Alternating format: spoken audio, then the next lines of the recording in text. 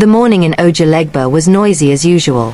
Hawkers shouting, buses honking, preachers praying loudly into crackling microphones. In the middle of the chaos, Mom Ngozi balanced a wide pan of steaming akara on her head while dragging her son, Chidera, by the hand. Her eyes were tired, her wrapper loosely tied, but her voice carried the authority of 10 women. "Chidera, hurry up. If we reach market late again, I will use you to fry akara today," she scolded. The boy chuckled, skipping to match her steps. "But Mummy, you know if you fry me, all the customers will come and buy. I'm sweeter than beans." Ngozi stopped, staring at him with mock annoyance, then burst out laughing. "Ah, see this child. So if I sell you now, who will help me carry small change for customers?" Their laughter covered the sadness that often crept between them. It had been 7 years since Ngozi lost her husband in a motor accident. His family promised to take care of her, but they disappeared the moment the burial dust settled. She became mother, father, and breadwinner, surviving with sweat and prayer. At night, when the boy pretended to be asleep, she wept quietly, wondering if life would ever smile at her again. That evening, after the day's sales, Ngozi and Chidera returned to their small one-room apartment. She counted her earnings, sighed, and whispered, "At least tomorrow, you'll eat rice." Chidera nodded, pretending not to notice her swollen eyes. Just then, a firm knock echoed on the wooden door. Ngozi froze, her heart skipping. Rent was due. Was it Uncle Bayo, the landlord, coming to remind her again? "Open the door, Mummy," Chidera said softly, curiosity dancing in his eyes. The knock came again, louder this time. Who waits on the other side of the door? Trouble or unexpected kindness? The door creaked open to reveal not an angry landlord but Mama Kemi, their nosy neighbor, holding a plastic bucket. "Ngozi, I beg, your firewood still day hot? My own don finish before beans even boil," she said, peering into the room like she owned it. Ngozi forced a smile. "It's there, Mama Kemi. Take what you need." Thank you. But Ngozi, I hope you know children grow fast. This your boy needs a man's hand before he turns to street boy." Her voice dropped to a gossipy whisper. "People are already talking." Ngozi's lips tightened. She had grown used to such comments, but they stung every time. Chidera, sitting in the corner, clenched his fists. He hated when people spoke like that to his mother, as though she wasn't enough. Later that night, after Mama Kemi left, Chidera lay beside his mother on their bamboo bed. "Mummy," he whispered. "Yes, my son. Why don't you laugh the way Mama Kemi laughs? Or the way Auntie Ngozi in my school laughs when her husband comes to pick her?" Ngozi turned to him, stunned. "Chidera, what kind of question is that? I just want you to smile more.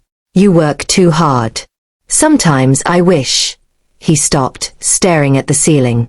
"You wish what?" she asked softly. "I wish you had somebody to help you. Somebody that will make you laugh again." Ngozi felt her throat tighten. She stroked his head gently, forcing a chuckle.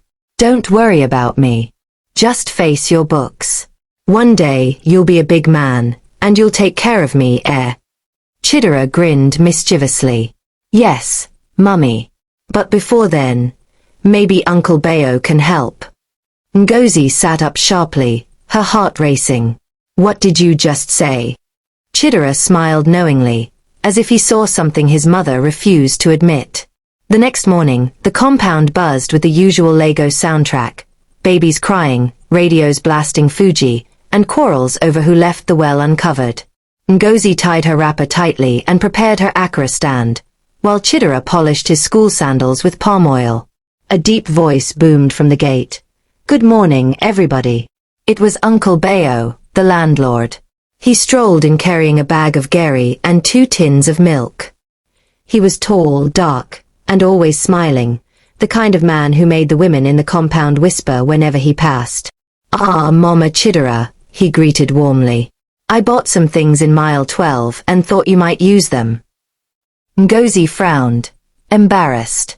"Uncle Bayo, how many times will I tell you not to bring food for us? We are managing fine. Chidera jumped in before she could finish. Thank you, Uncle Bayo.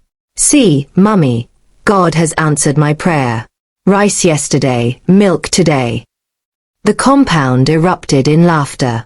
Even Bayo chuckled, patting Chidera's head. This boy, you sobby talko. Ngozi hissed playfully. Don't spoil him, Bayo. He already thinks he's my second husband.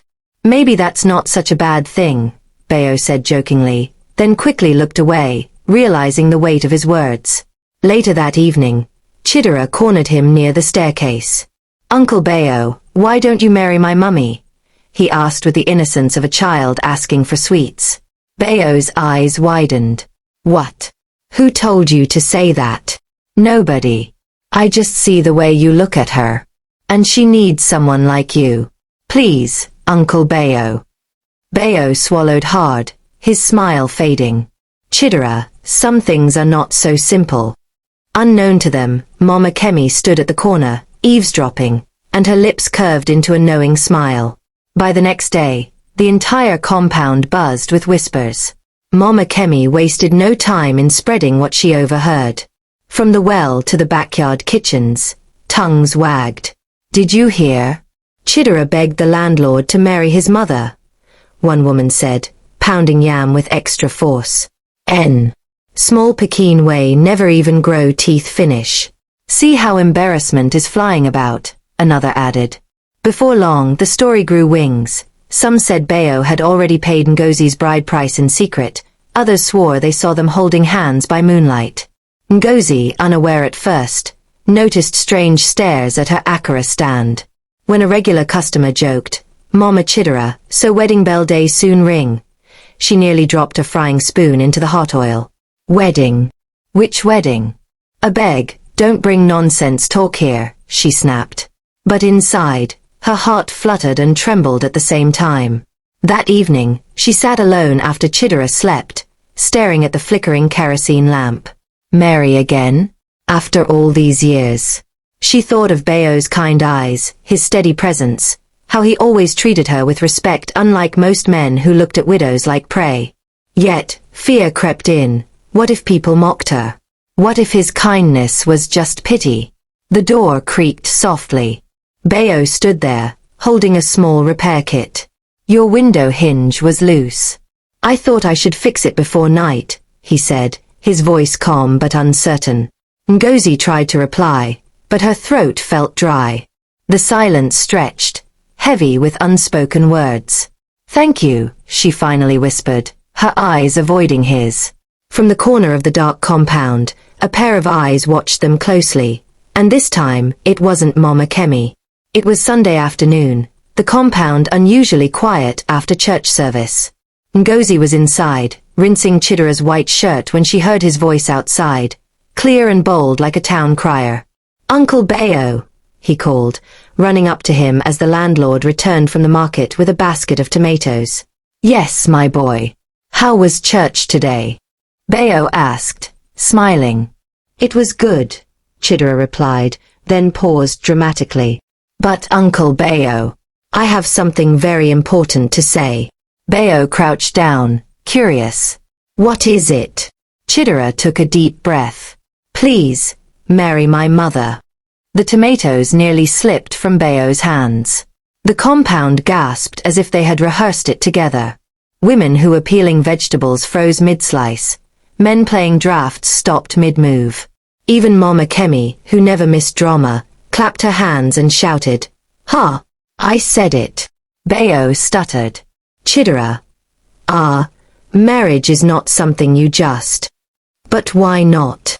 Chidera pressed on, his eyes wide with sincerity. You are kind, you bring us food, and you make Mummy smile. You would be a very good daddy. Ngozi burst out of the room, her face flushed. Chidera. Will you shut that mouth of yours? She snapped, grabbing his arm. The boy looked hurt. But Mummy, it's true. Don't you want to be happy again? Bayo's eyes softened, but before he could speak, the compound exploded into chatter. Landlord won merry tenant. Widow way no reach 10 years, she won marry again. Ah, so it's true after all. Ngozi's heart pounded.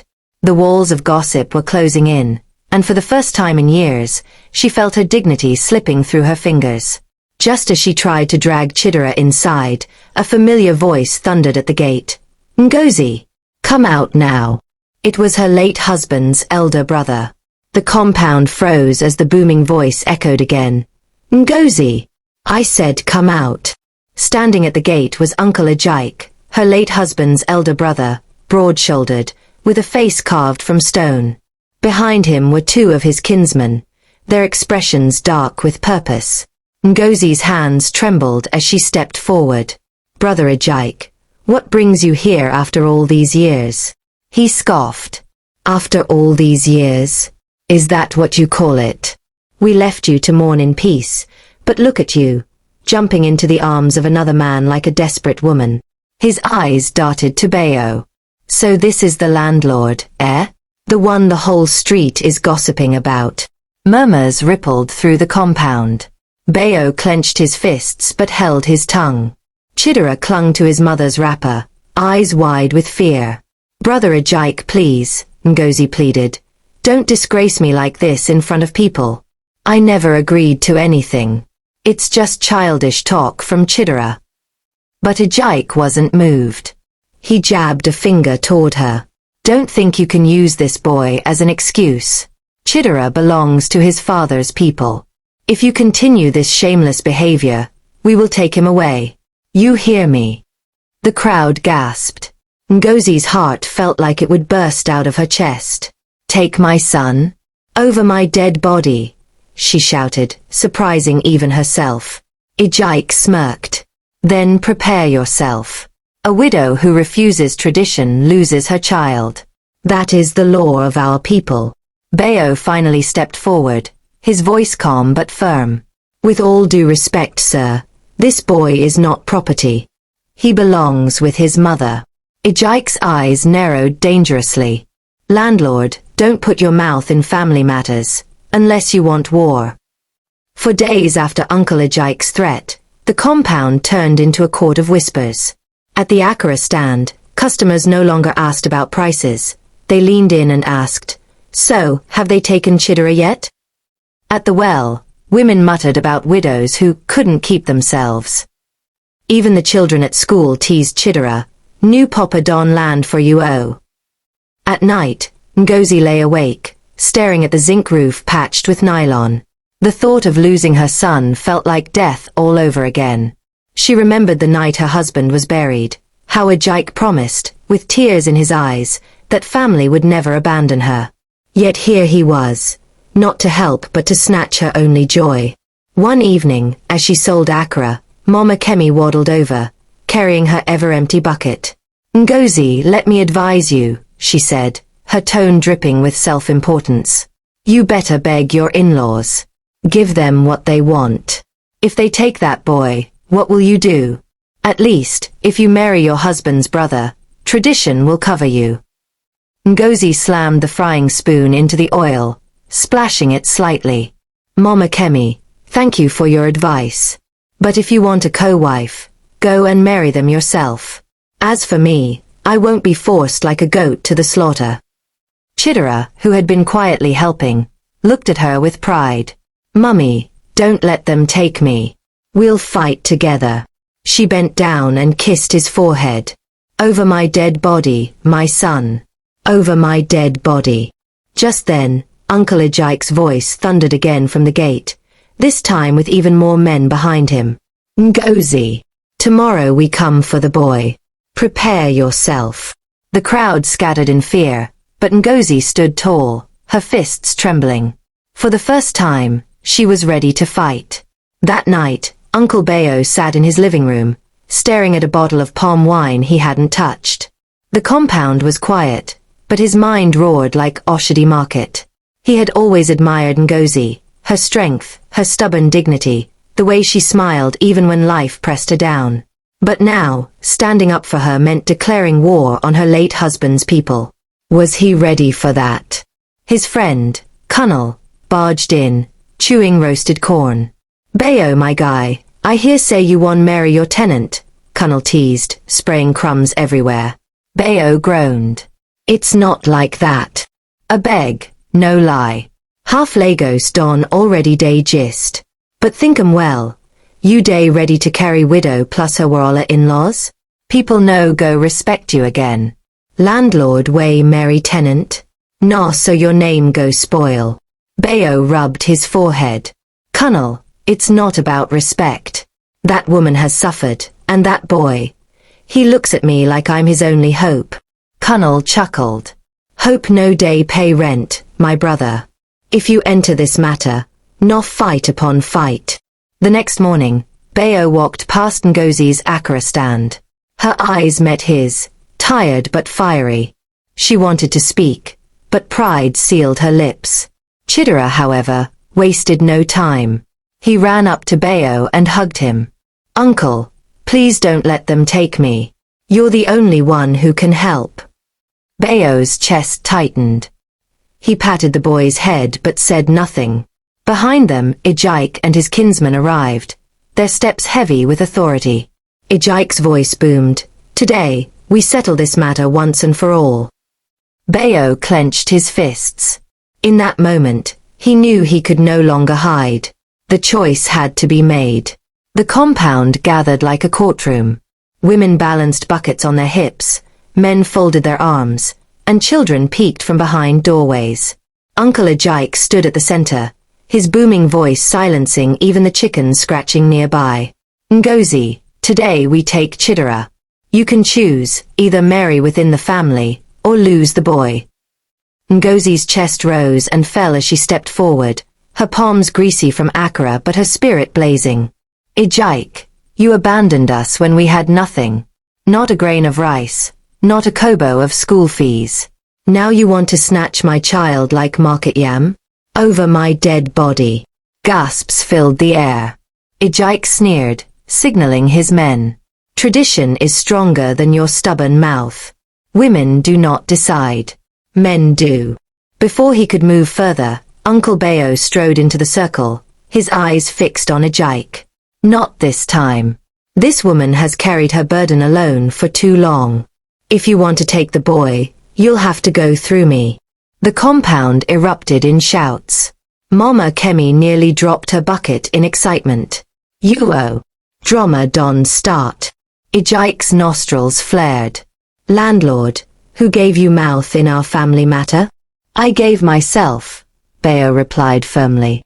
Because I see a boy who deserves to grow up with love, not as a trophy of tradition. And I see a woman who deserves peace, not slavery to old customs. Chidera ran and clung to Bayo's leg. Please don't let them take me, Daddy. The words slipped out naturally, and the crowd gasped again. Ngozi's eyes widened, half in shock, half in fear. Ijike raised his hand, pointing directly at Bayo. Then you've declared war.